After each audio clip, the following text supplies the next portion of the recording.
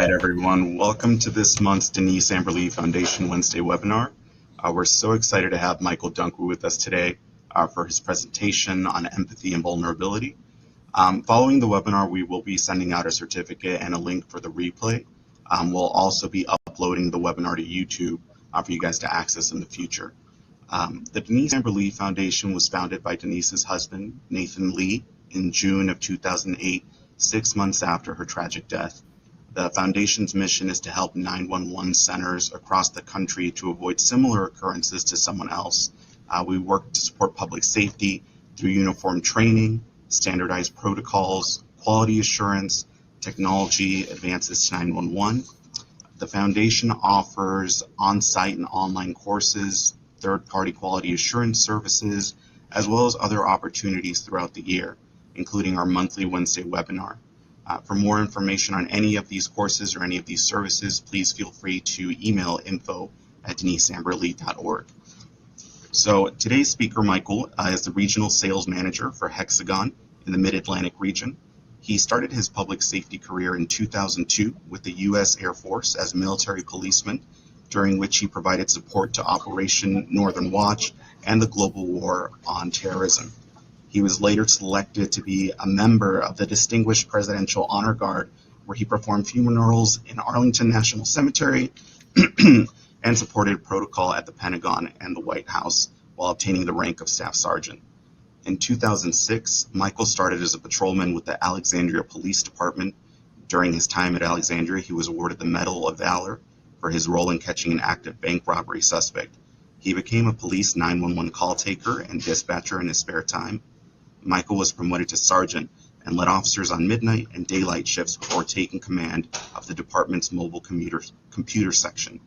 In the mobile computer section, he implemented Hexagon's on-call records, trained over 500 officers and civilian personnel on its use, and helped to create customizations that allowed officers to track positive community engagement. Michael is a graduate of the U.S. Air Force Leadership School, the FBI LEEDA, and the Virginia General Instructor course. He has completed the George Washington University's Police Science program. So with that, I'll go ahead and turn it over to Michael. Thank you very much. Appreciate it.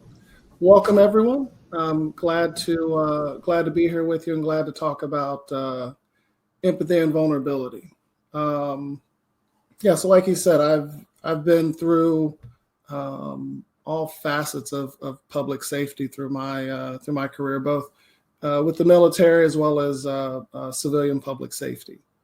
As I thought about empathy and vulnerability, I thought rather than take an academic approach, there's lots and lots of books, and we're going to talk about some of them today. There's lots and lots of books on empathy and vulnerability out there. I thought I would take more of a practical approach and talk to you about my path through to find vulnerability. We'll talk about that. We'll talk about why it matters. So let's see. Find the mouse. There we go. So just a little bit of an agenda. We're going to talk about my journey. We're going to talk about learning the hard way.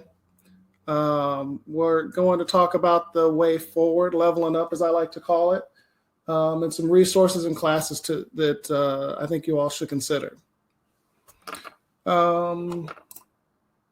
So let's just start with a basic. What is vulnerability? What is empathy? The book says that vulnerability, being vulnerable means taking a risk. There's a chance of getting hurt in doing that. There's also a chance of connection and growth. Opening up to someone isn't always an easy thing to do, but I'll tell you from experience, it's the pathway to all the great things.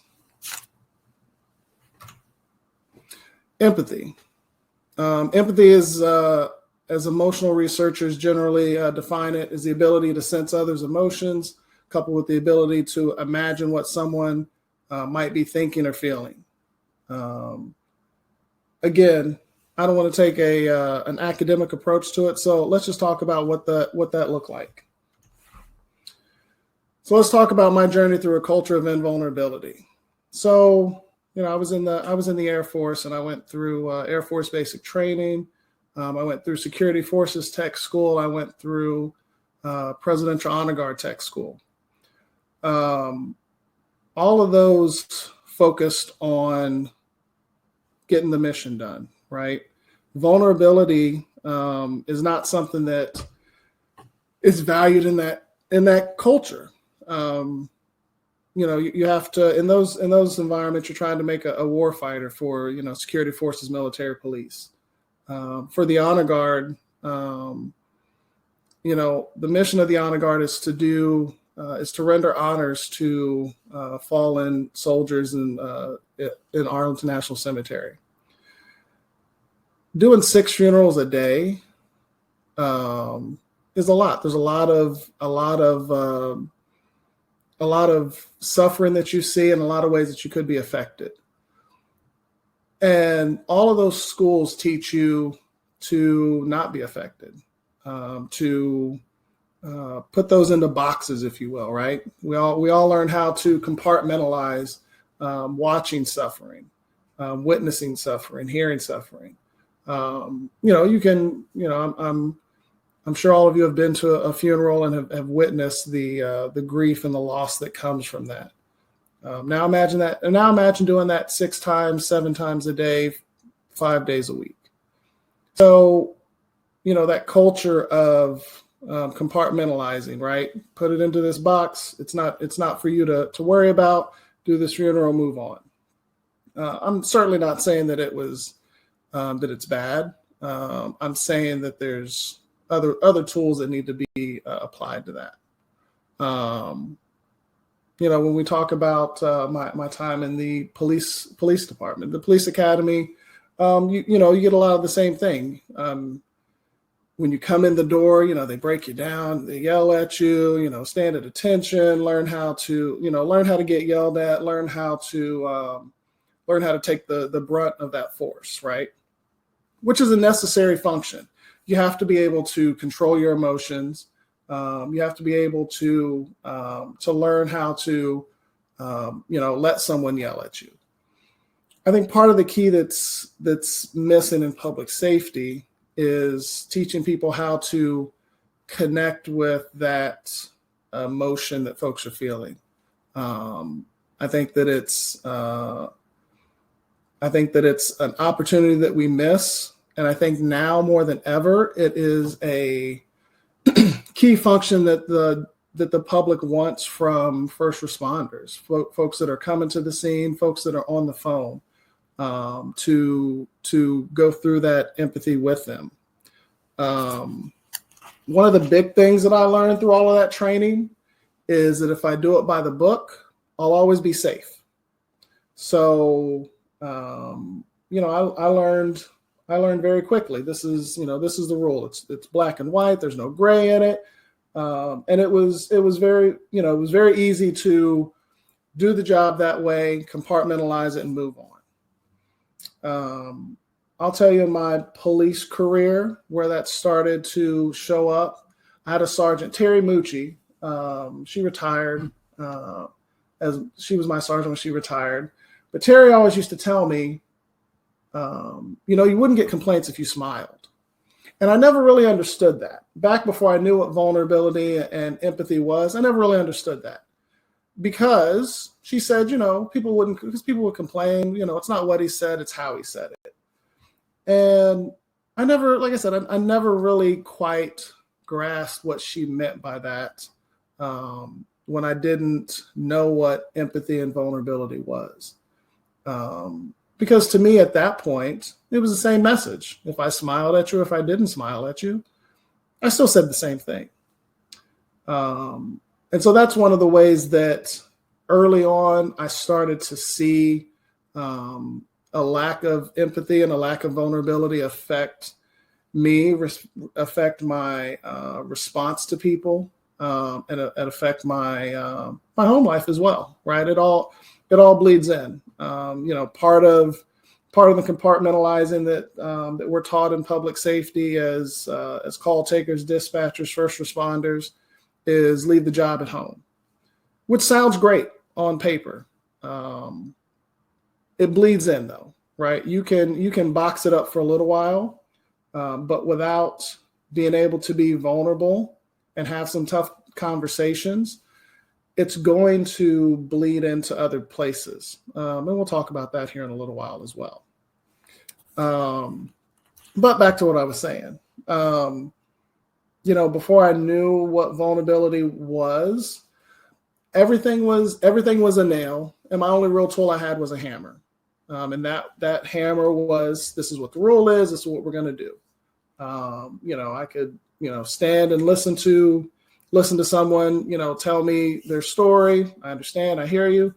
Here's your ticket. Here's what we have to do. Sorry, we can't do that for you. Again, was it wrong by the book? No. Could I have done better? Could we all do better today? Absolutely. I think vulnerability is a key to that. So learn the hard way. Like I said, I learned a lot about vulnerability the hard way. Getting complaints of, rude and discourteous. And the complaint was, it wasn't what he said, it was how he said it. So they do an investigation. Well, you didn't say anything wrong. It's just how I said it, right? And again, our culture in public safety is vulnerability is looked at as weakness. And that's just simply not true. Vulnerability is the key to unlocking joy, happiness. It's the key to all the great things that we want. So I learned that, like I said, learning the hard way here. So I bumped my head quite a bit with complaints. Again, none of them were ever sustained. They were all, he didn't do anything wrong. It was just how he said it. Another way that learning the hard way manifested itself is in personal relationships, either with coworkers or even with my now ex-wife. Same thing. When you start to compartmentalize and put things in this box, it becomes very easy to put other things in boxes, right? And so some of those tough conversations that people want to have with you, where they want to connect to you, it becomes very difficult to connect because you can't selectively numb, and that's something I'm going to cover here in a little bit. But it's not an on and off switch. We're not robots, and we have to learn how to connect and be vulnerable to cross that bridge across there, both professionally and personally.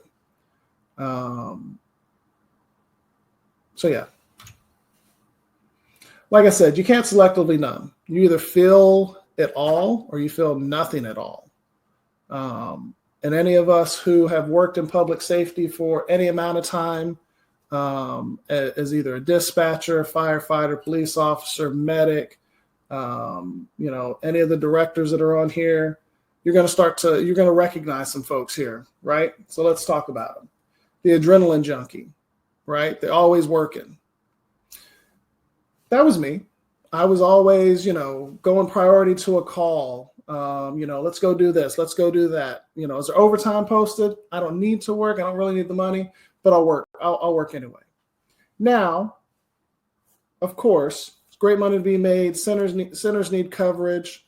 But I know that we all know someone who is just always working, and the work is the escape, right? I don't want to deal with this, so I'll do this instead. And it's a big part of being invulnerable and putting on that, that armor that we think protects us. And all that it really does is it prevents us from connecting.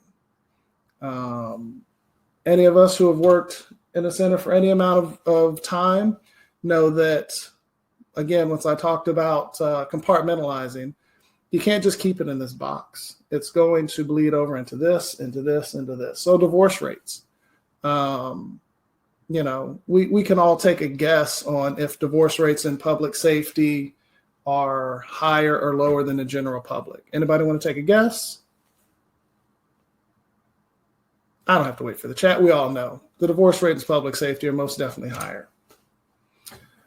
One survey says that it's can be as high as 70%, whereas I think the national average is about 50%, right? It's way higher. Now, does that have to do with shift work? Does that have to do with the type of work that we do? There's lots of factors in it, of course. I tend to think that vulnerability and empathy play a big role in it. In any relationship, that empathy and vulnerability is highly important to the success of your relationship, right? Unfortunately, I'm sure we've all had relationships with people who were invulnerable. And maybe they had, maybe they were the adrenaline junkie, maybe they did fun stuff, but maybe those things were also ways to keep them from having to have the tough conversation and actually be vulnerable and connect. It's just a thought. Complaints of misconduct. Again, prime example. I like I said, I would get complaints, and it's not what he said, it was how he said it. And looking back on it now, I know exactly how I said it. I said it without empathy. It was, yeah, I'm sorry to hear that, but here's your ticket. I'm sorry to hear that, but here's what we're going to do. And I am by no means saying that we do something different, right? The law is the law, the rule is the rule. We have to do our jobs. We have to do what we have to do. Even as a director or a deputy director or a supervisor, we have to do what we have to do. What I am saying is that if we add empathy into that, then the ability for the message to be received and for people to feel like they were heard, they were cared about in that moment, that the person speaking to them actually sees them as a person, will most definitely reduce the amount of complaints and misconduct, I think. As we look nationally at stories in the news, and I don't want to draw out specific news stories. I think we all know all the stories that are out there. But can you imagine if we took those scenarios and injected empathy on the part of the folks that are involved in that? Whether it's an officer on scene, seeing a person as a person and having empathy for what they're going through and dealing with them as such. Whether it's a call taker on the phone, realizing that, this person is having the toughest day of their life so far, and interjecting empathy into that conversation.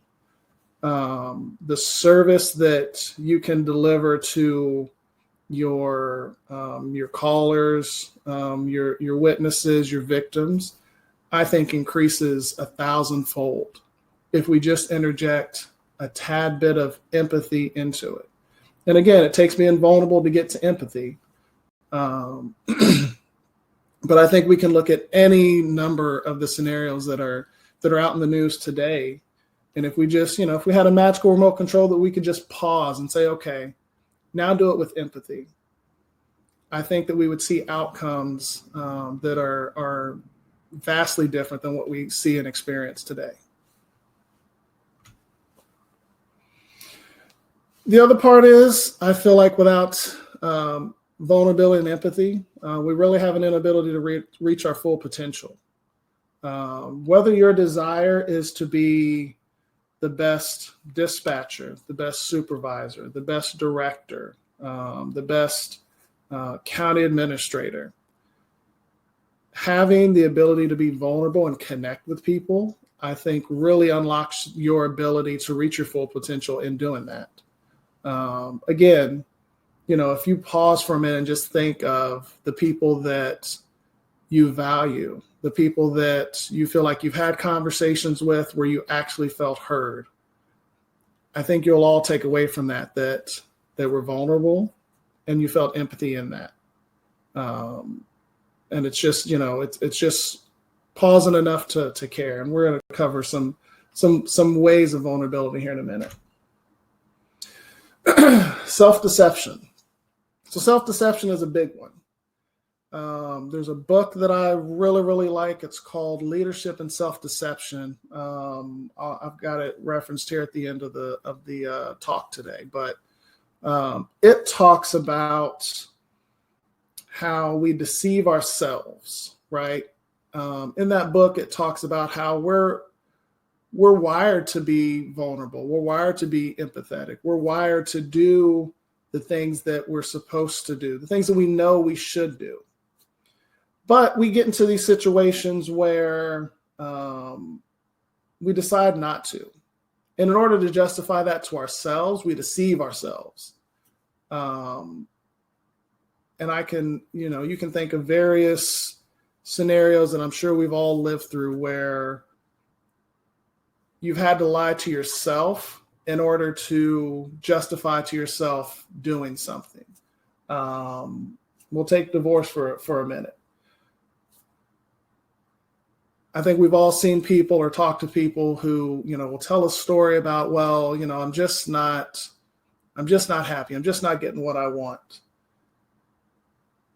And the reality of it is, well, maybe you've lied to yourself to say, I'm not happy because of this.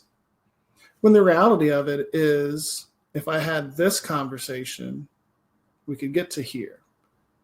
And several other scenarios where we instead of approaching a situation with vulnerability, we come up with a story and confabulate that this is our reality now.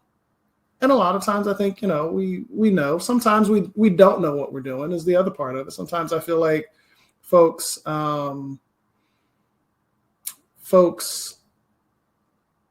deceive themselves without really knowing that that's what they're doing, unfortunately. And, by the time they figure it out, sometimes it's too late. So the way forward, leveling up, as I like to call it. One thing that I found really powerful once I learned what vulnerability and empathy was, as G.I. Joe said, is knowing is half the battle. It's one of those things that once you know it exists, once you know what it looks like, once you know what it feels like, it's very, very difficult, I would say almost impossible to come back from it. Even if you're not practicing it, it becomes easier to recognize in yourself, I'm not practicing empathy right now. I'm not being vulnerable right now. At least for me. I felt like once I found my way to empathy and to vulnerability, that anytime where I'm in another scenario or situation where I'm not practicing it or I'm not in it, I can feel it, I can sense it, and I know. It's the other thing about leveling up is, none of this is perfect, right? You're gonna learn things. And sometimes you're going to succeed at them and sometimes you're going to fail at them. So let's talk about a little bit about what vulnerability and empathy looks like. So here's just a few simple ways to show empathy. Number one, there is no script for empathy, right? I'm not going to be able to give you a follow step 1, 2, and 3 and you're at empathy. Congratulations. It doesn't exist, right? Empathy is going to look different for every conversation. It's going to look different for every scenario.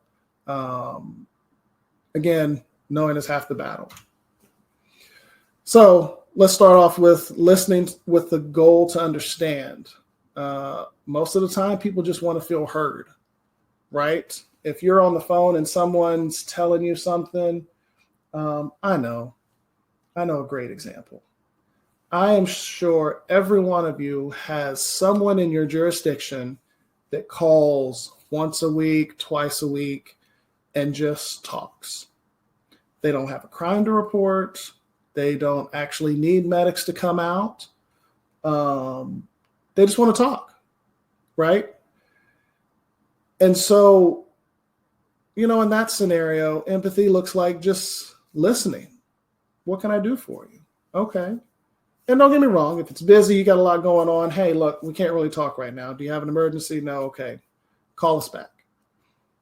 But if not, what's the harm in giving them, a minute to listen, right?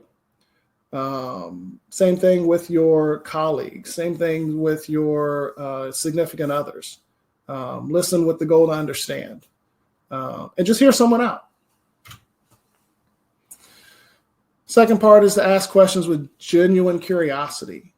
Be curious about, what they're talking about. Be curious in the conversation. Be curious about yourself as well. Like I said, once you see it, you can't unsee it. And, when I start to feel a certain way, I know it. And I always describe it as there's a little string, and I just need to pull the string and figure out, okay, what am I feeling here? What's going on? So number 4, be present and supportive. I think this is super important, whether it's with a subordinate, whether it's with a colleague, whether it's with someone that you're on the phone with or in person with, assisting. Being present and supportive, right? If I'm giving this webinar now and I'm like, yeah, okay, I'm not present. I'm doing something else, right? Being present for them and being supportive, again, gets back to number 2 there. They feel heard. They feel listened to.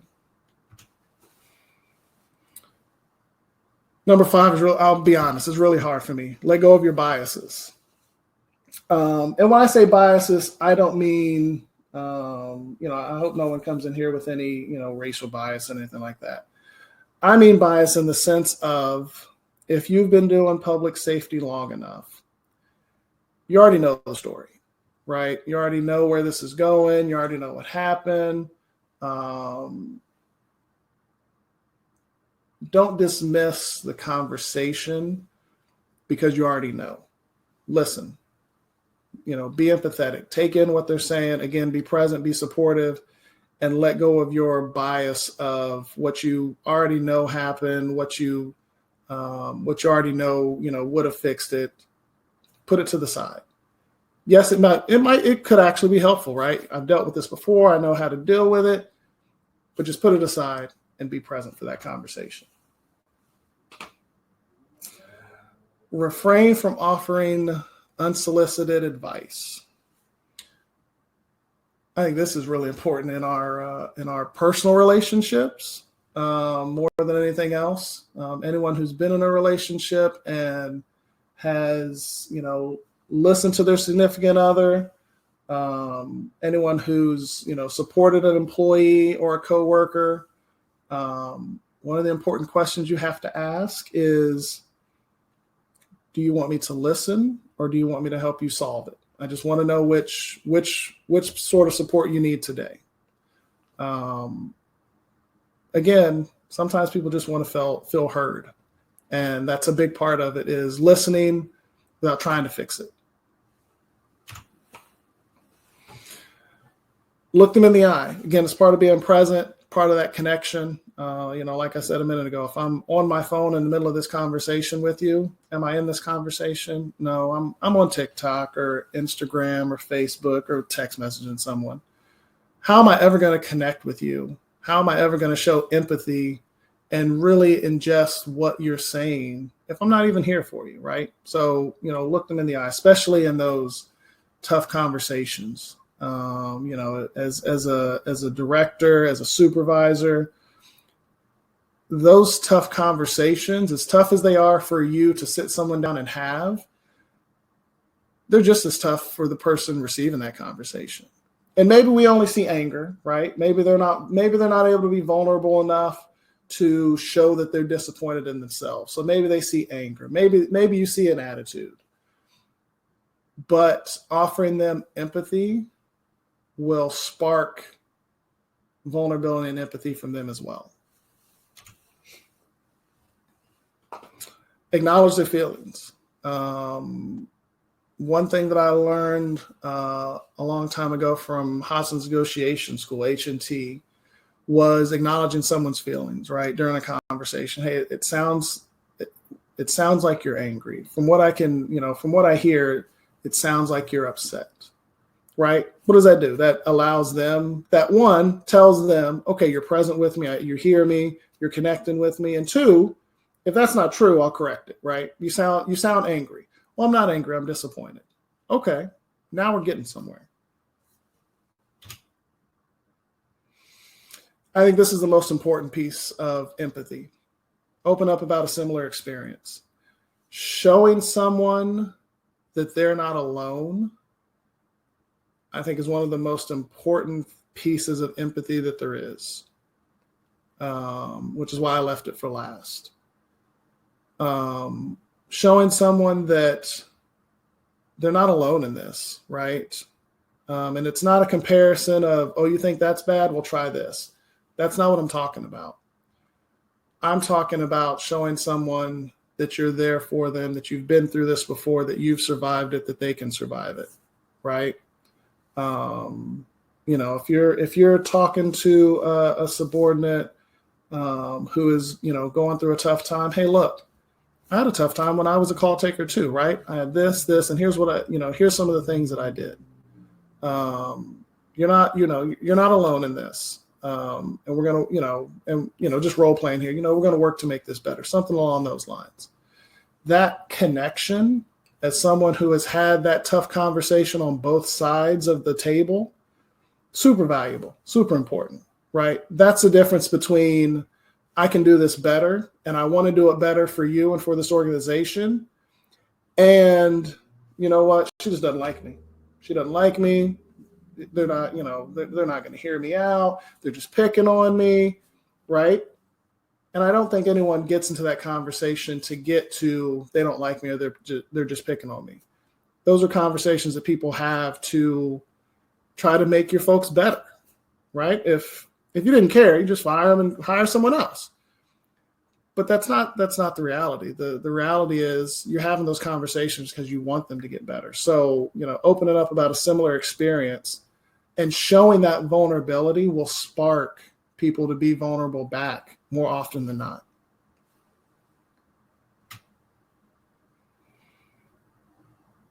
So, make sure I go over my handy dandy notes here to make sure I covered everything.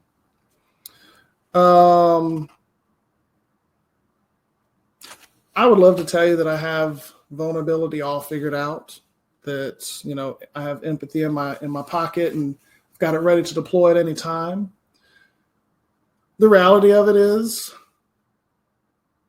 once you see it, you can't unsee it, but it's something you always have to work on. The first step is understanding where you are on your journey of empathy and vulnerability, deciding that you want to, figure that piece out. And then learning those skills and, being able to utilize them at work and at home. I think that vulnerability is the key to unlocking all of the great things in life. Unfortunately, we're scared of it because it also unlocks the feelings of all the bad things in life, right? You have to be vulnerable. You're vulnerable when you cry. You're just as vulnerable when you laugh, though. So let's talk about some resources and classes to consider. I'll talk about some I've taken and some that I've seen come out recently that I think are moving in the right direction, right? Vulnerability and empathy is not something that's taught in the academy. It's not something that's taught in a dispatch school that I've seen. It's certainly not something that was ever taught when I was in the military. But it is something that pieces of have been taught. So one of the classes that I took early on was verbal judo, learning how to talk to people and learning how to, ingest what they're saying and really communicate with them on a personal level. And that I could let go of my ego and allow my job to get done was huge. So, verbal judo, definitely. If there's a hostage negotiation course that your folks can take, I highly recommend that for several reasons. One, there's a decent chance that it's going to be useful during a call. The other part is the skills that you learn from a hostage negotiation course are all about communication. Um, all about communication, right? They use the acronym More Pies, and all that is different ways that you can talk to and communicate with folks in a productive way to get to the crux of the problem. The next two classes I haven't taken yet, but I've seen them pop up, at least here in Virginia where I live, at the Northern Virginia Training Academy. Trauma-informed policing and self-care for LEOs, and Struggle Well First Responder Initiative. Both of those focused on, at least in the class description, focused on mindfulness, focused on vulnerability, and focused on unpacking the compartmentalization that we do. I think that those are keys, and I'm really, really encouraged to see that agencies are now starting to embrace that, starting to teach these classes as well. So, if there's an academy that you're able to go to, I would definitely look through their course catalog and see if there's a similar class. If not, Northern Virginia Criminal Justice Academy has these. Reach out to them, see if the instructor is willing, able to come out and do some of those courses as well. Tony has great customer service classes as well. So books. Anyone who knows me and has gone through something will tell you the very first question I ask, have you read Daring Greatly? Right? If they're going through a divorce, they're having a tough time at work, and I can recognize a lack of vulnerability, a lack of empathy in what they're talking about. Look, I can't tell you how many times I have mailed this book to someone's house. What's your address? Cool. I'll mail it to you. I think this is like my fifth copy because I've given it, I give it to people and then I never see it again. Great book. Leadership and Self-Deception. I don't have that one here at my desk because someone's actually borrowing it right now. I think that's a great book for any leader that's out there. Again, the confabulation and the story that we tell ourselves and why we get to that point, again, both personally and professionally, I think once you understand how that happens, it's the best tool that you're going to have to combat it, even getting to that point. Another Brene Brown book, The Gifts of Imperfection. Again, another great book. Brene Brown, I'll tell you, is to me life-changing author. Daring Greatly changed the trajectory of my career and my life. And I'll just leave it at that. Another one, Emotional Survival for Law Enforcement. I got this early in my career. I got this in the police academy. The problem with this book, for me, it's a great book. The problem for me in connecting to it was I did not yet know empathy and vulnerability, and that talks a lot about it. And so I couldn't connect with this book until I got to Daring Greatly. And then I had to go back and read it and said, oh yeah, all that stuff makes great sense. I just was not in a place where it made sense to me at that point because I didn't know what I didn't know, honestly. And last but not least, talk to someone, right? If vulnerability and empathy is something that you recognize you're struggling with, if it's something you recognize your folks are struggling with, talk to someone. There's nothing wrong with talking to someone. We all have, every agency that I'm aware of has an EAP program where you can, get sessions with a professional therapist, sit down, talk, and start down that path. There's no greater tool out there than talking to someone and taking down this wall that we build ourselves brick by brick to figure out what's going on. How can I do better? Again, not just professionally, but also personally. I think that it's a great tool to have. So with that, I'll pause here and let's see if there's any questions. All right, looks like we have one question from Jessica. Yep. She asked, compartmentalization is a known and to a point accepted coping mechanism for public safety employees. what would you identify as the red flags or compartmentalization becoming a danger for the employee? So yes, compartmentalization is a tool to use. The problem with compartmentalization is unpacking it afterwards. Having debrief from significant events happens. The piece that I think is missing is having a debrief from, the years of compartmentalization that happens. Some of the red flags, again, are we an adrenaline junkie? Can you identify that they're running away from something, right? I can't sit still. I can't deal with this, so I got to go over here and do this instead. Is a big red flag. Are they struggling in relationships that of, either professionally or personally, right? We're all friends. We all talk about things that go on at home. Those are things that I think compartmentalization really leads to and builds up to an eventual breakdown of either communication or at work altogether. All right, great question, Jessica. Does anyone else have any questions? Feel free to just type them in the chat. While we wait on those questions to come in, I'm going to go ahead and put in a link for March's webinar in the chat, as well as a link for the t-shirt that the foundation is working on for National Public Safety Telecommunicator Week.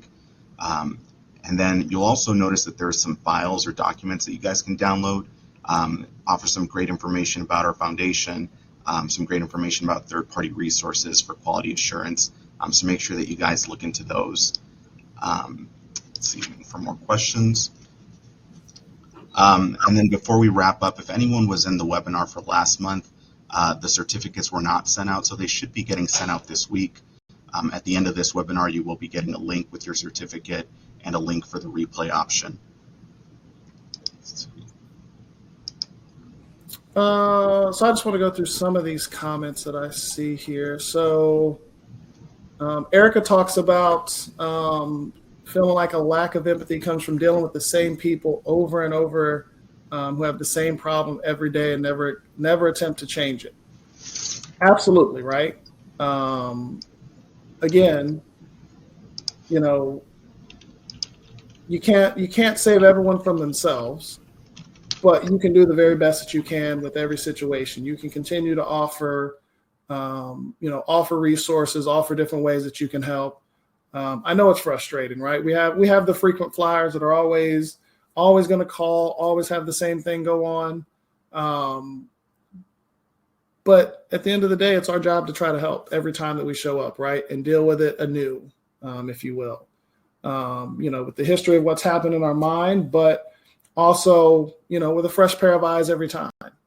I think, domestic violence is the one that's used as an example a lot of times, where, they get into situations with their significant other over and over again. And, when are you going to leave? When are you not going to leave?